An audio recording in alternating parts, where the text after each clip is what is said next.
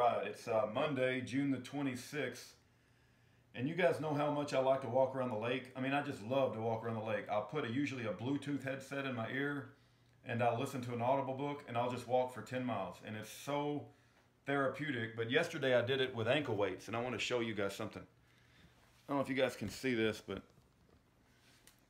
you guys see that on my foot? It is absolutely killing me. And the biggest problem is I can't walk around the lake. So anyway, oh, it's all crooked, ain't it? Hold on just a second.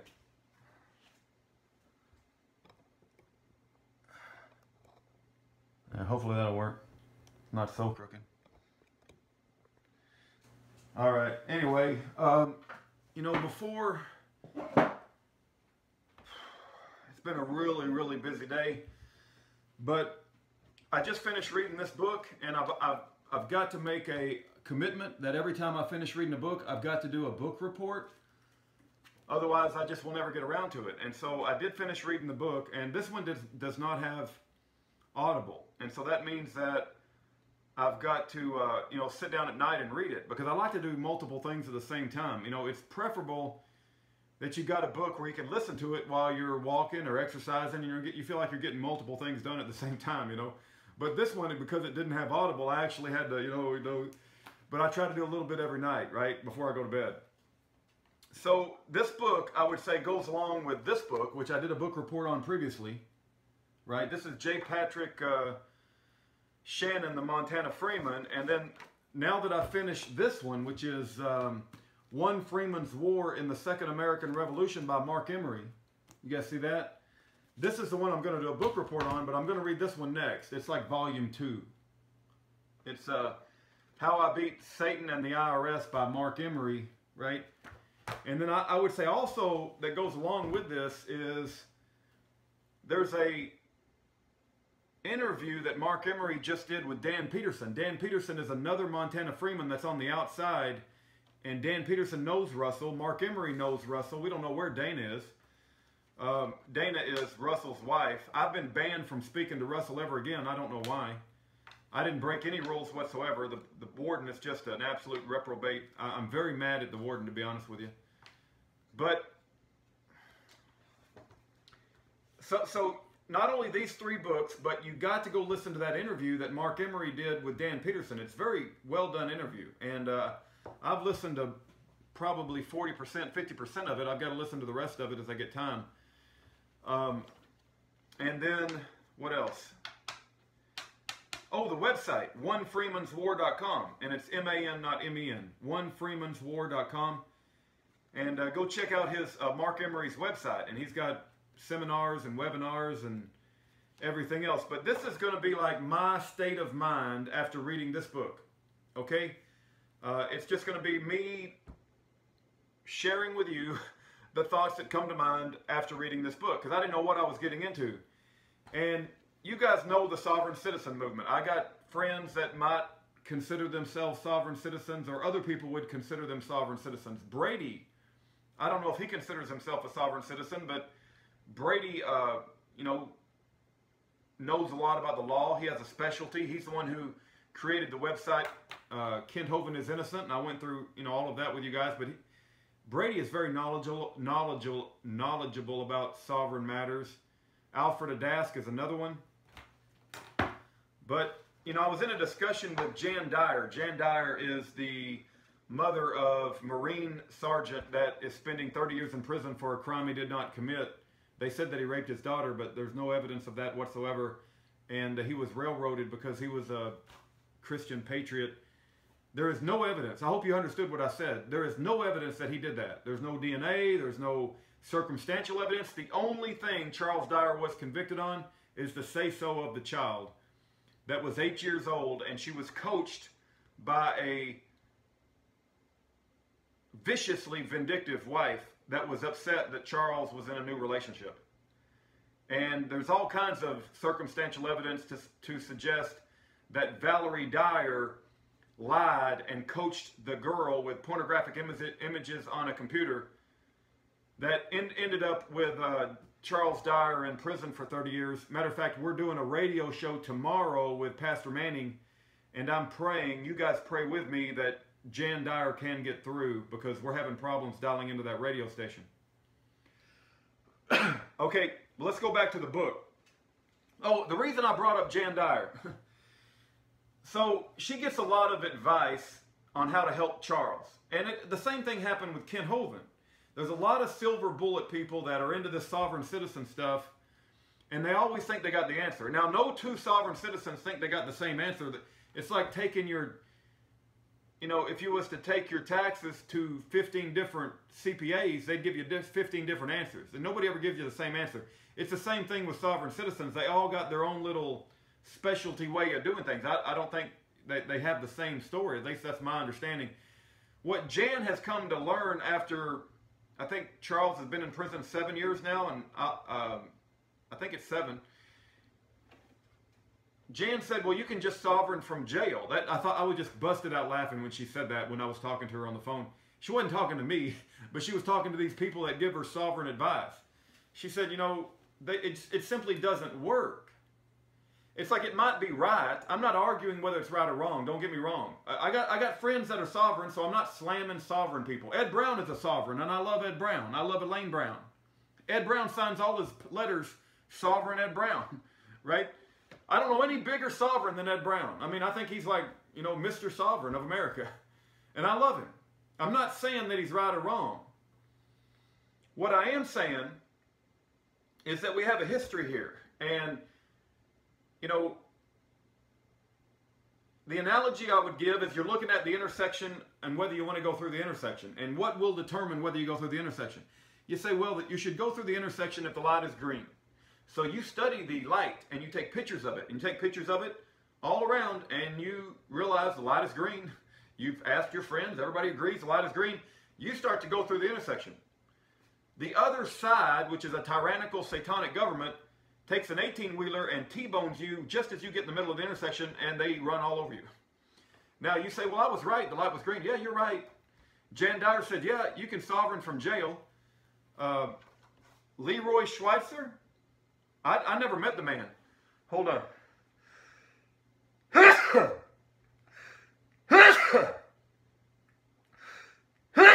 Dang. Wow. Leroy Schweitzer. I never met him, but everything I read about him, he was well respected on being some sort of genius with law. He set up his own township. They set up their own separate way of doing things away from the United States government. He perfected and cracked the code into putting liens. What that group would do, is my understanding, they somehow figured out a way to put a lien on a bad judge or a bad actor in government. They would put a lien on their property or their home, or I don't know what they did. They just put liens on their personal property, I guess. And when you have a lien on something, I guess it makes it harder to sell. I don't know. Well, anyway, after they put a lien on it, they somehow figured out a way to transfer the lien into a financial instrument that you could cash in on.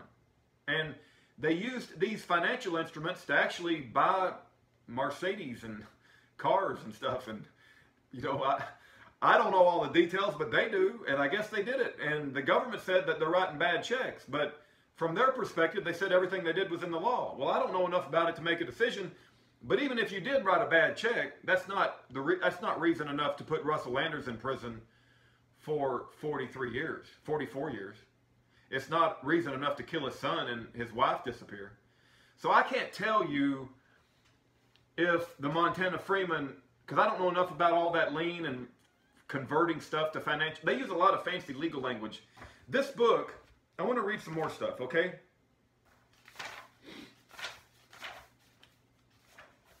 Hold on. Okay, this is page 1, introduction. I'm just going to read the first paragraph. This book tells the true story. Now, it was written by Mark Emery, but he said he changed the names of some people. I got a feeling that Rex Freeman, which is the main character of this book, is Mark Emery. Okay? This book tells the true story of an average, hardworking truth seeker who could not sit quietly and allow the fraud and abuse of power he was witnessing to continue without saying or doing something about it. So the book is based on actual experiences and substantive events. Some of the names of people and places have been changed to avoid further conflict. So for this reason, we'll just call this a novel. Nonetheless, it will likely change the paradigms of your belief systems and what you have been held to be true throughout your life.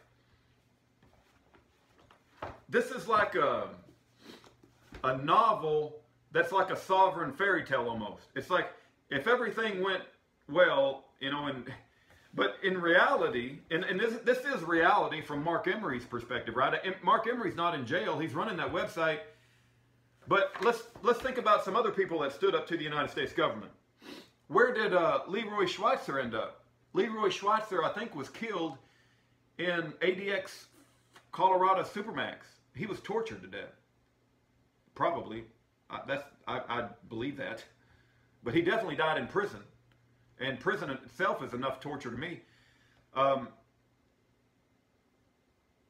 Gordon Call. His son is spending his life in prison. I just communicated with Yori Call today, and I plan on asking Yori Call a lot of questions, and I'm going to put out a lot of information on Yori Call, assuming I can develop a relationship with him. But Gordon Call there was a manhunt for him, and it's believed that they cut off his left hand. He was screaming in pain, but that wasn't enough, so they cut off his right hand. They cut off both feet, and they tortured him.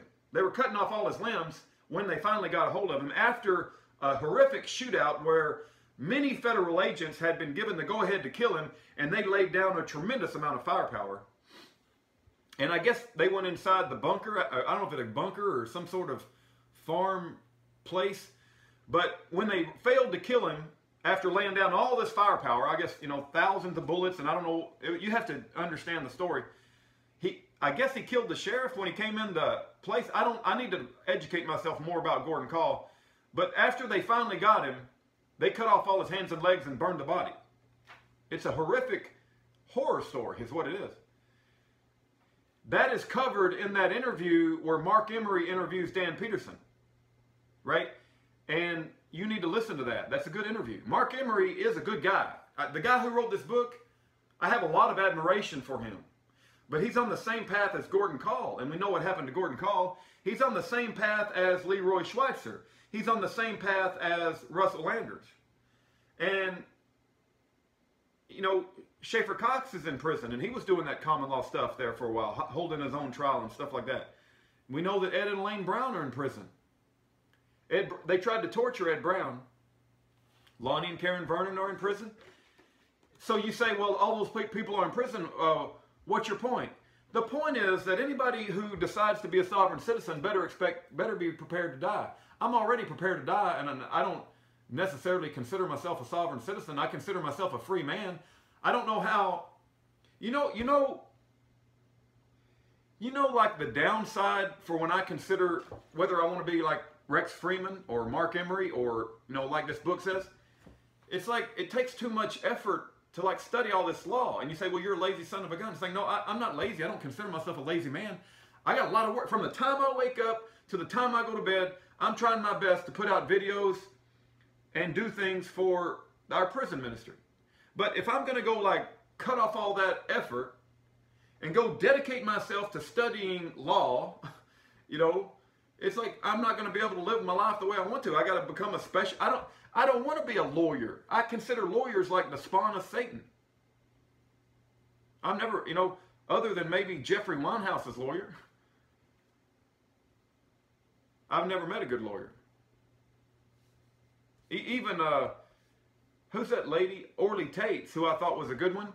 She ended up being a sellout when it comes to the birth certificate issue. She's supporting Trump. Trump sold out the birthers.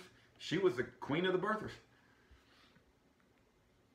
I'm not bad-mouthing sovereigns, and I have a lot of respect for Mark Emery, who wrote this book about Rex Freeman, and he called it a novel. But it's actually a true story, probably about the life of Mark Emery.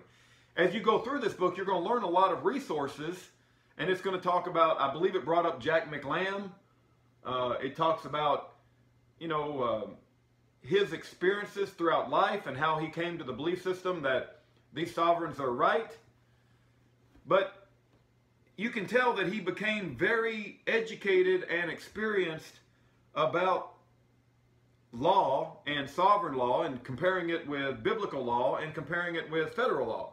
And it's like, he's got a website that he set up called onefreemanswar.com, and he sells seminars. Well, stop everything you're doing and come to my seminar and we'll share all this information. And like, I just don't got the time. I barely had time to read your book, much less.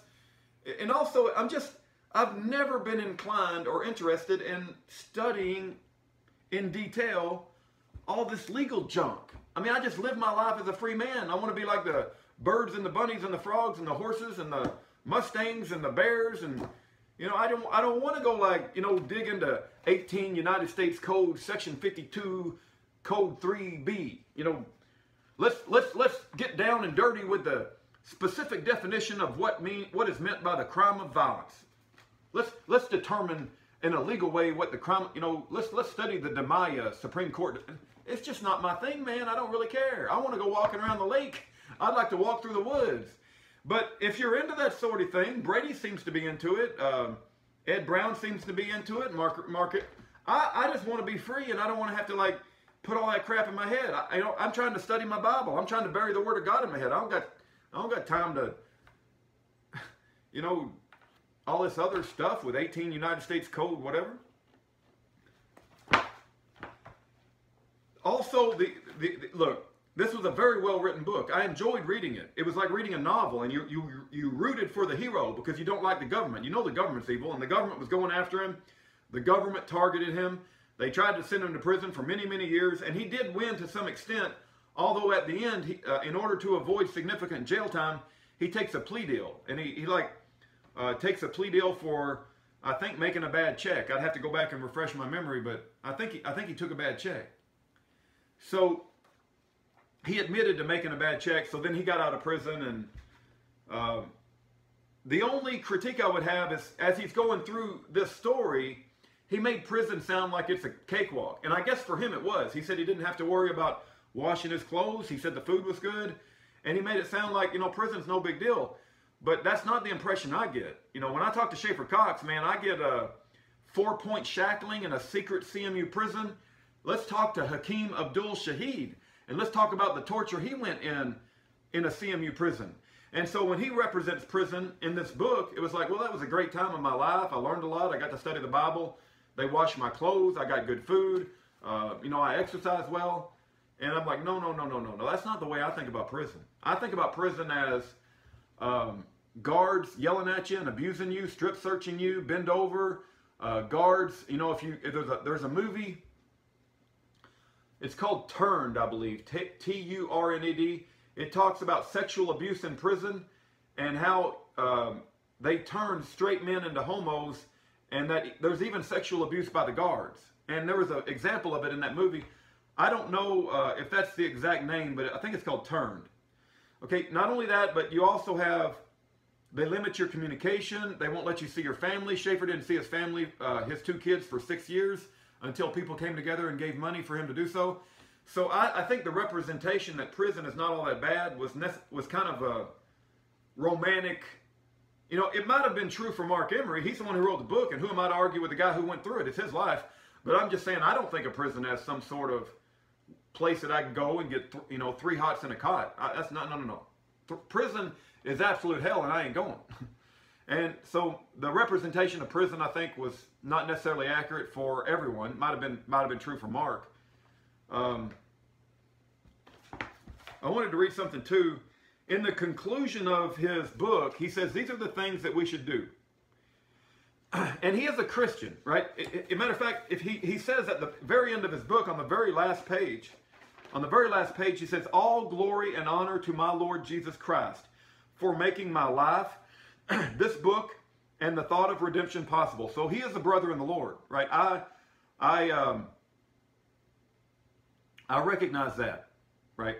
And he puts a lot of scripture in the back of his book in the appendix, although it's New King James. And you guys know what I feel about the New King James. I believe in the King James Bible. But here's the points that he makes near the end of the book. He says the USA, this is in the conclusion section, The USA will only survive if the people turn back to God, pray for guidance, courage, and His almighty protection, and do the following. 1. Turn off the TV and get your kids out of public school. 2.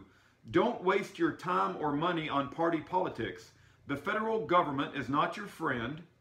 No matter what color shirt the president is wearing, none of it addresses the core issues. I agree with that. Recreate your local government and courts. Read and study history, law, and the Bible. Get off your duff. Get involved and get others involved in restoring our heritage and law processes. Take control of your local government, working directly with your local sheriff. Understand who you are under God and separate yourself from the corporate democracy known as the United States. Breathe new life into the de jure, organic republic of the United States of America. You know, Ed Brown talks about organic law all the time too. In addition, they tried to gas with poison gas. They tried to gas Ed Brown to death. He's going to be in prison. He's been sentenced to death by prison, and his wife.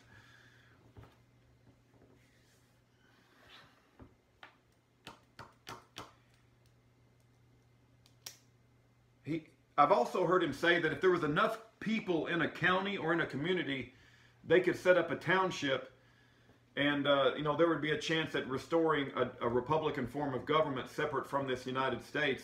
It sounds to me a lot like this Free State Project in New Hampshire. So I enjoyed the book. I respect Mark Emery. I consider him a brother in the Lord. I wish he would use King James Bible version instead of New King James, but you know, that's not a showstopper. I'm going to read his second book, How I Beat Satan and the IRS. I've said he's got a newsletter. If you go to onefreemanswar.com, he's got a newsletter and you can sign up.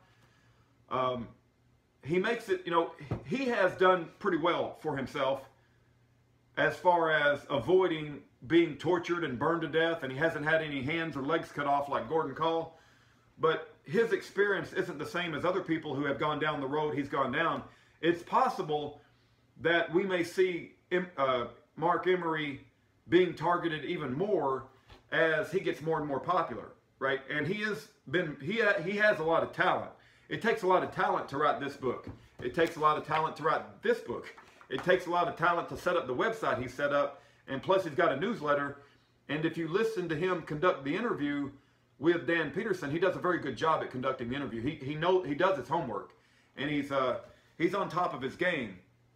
But that's all the more reason for the government to target him, and I want to help him not be targeted. I don't want to see him be targeted, and I don't want to see him, you know, be thrown in prison or tortured or anything else. But all the sovereigns that I know have been targeted to some extent, you know. I guess that's my book report. It went 23 minutes long. I don't know if I have anything else to add at this point. I'm going to continue to educate myself, and I'll do it as best I can. That's all I got to say. The last line of peaceful defense between a tyrannical government and the defendant is jury nullification. Educate yourself about jury nullification at fija.org, F-I-J-A.org.